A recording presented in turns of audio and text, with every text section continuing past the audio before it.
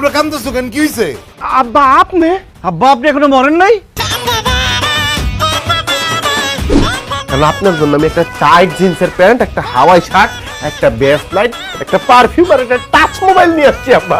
আমি পরি পায়জামা, পাঞ্জাবি, ফতুয়া, লুঙ্গি, এগুলো আমি পরবো না। যাও, ওগুলো তুমি নিয়ে যাও। আমি আপনার জন্য একটা পায়জামা, একটা পাঞ্জাবি, আতর, তাসবি, 2টা জায়নামাজ আর সামথিং ফল ফ্রুট নিয়ে আসছি আব্বা।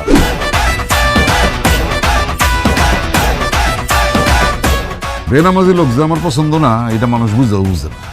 চলো আজকে জামাই শ্বশুর একসাথে বসে নাস্তা করবো। জি অবশ্যই আব্বা। না না না না না, ছাড় কেউ দিবে না, কোনো মতে হার মানা যাবে। জামাই কি করতেছো এগুলি?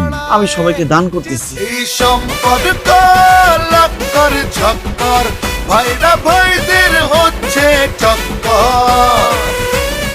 তোমার বিয়ার আগে যখন আমি শ্বশুর বাড়িতে আসতাম, বিছানার এক পাশে ঘুমাইতো তোমার বড় বোন, আরেক পাশে ঘুমাইতা তুমি, মাঝখানে ঘুমাইতাম আমি। তুই কিসের জন্য তোর দুলাভাইয়ের সাথে ঘুমাইছস? আমি আমার দুলা ভাইয়ের সাথে ঘুমাই নাই, সে তোমার আমার মধ্যে ঝামেলা লাগানোর জন্য সব মিথ্যা কথা বলছে। একটা বুইড়া বেটার সাথে পুকুর পাড়ে বসে ঘুসুর ঘুসুর ঘুসুর ঘুসুর ছি ছি ছি। সে কি তুমি জানো? একটা বদমাইশ শালা। এ আমার পাশের বাড়িতে থাকে, আমার স্বাস্থ্য ভাই, তোমার পারভিনের চাচা সে। আরে রাস্তার পাশে যে তোমার আবার দামি জমিটা, সেইটা আমাকে দিবে।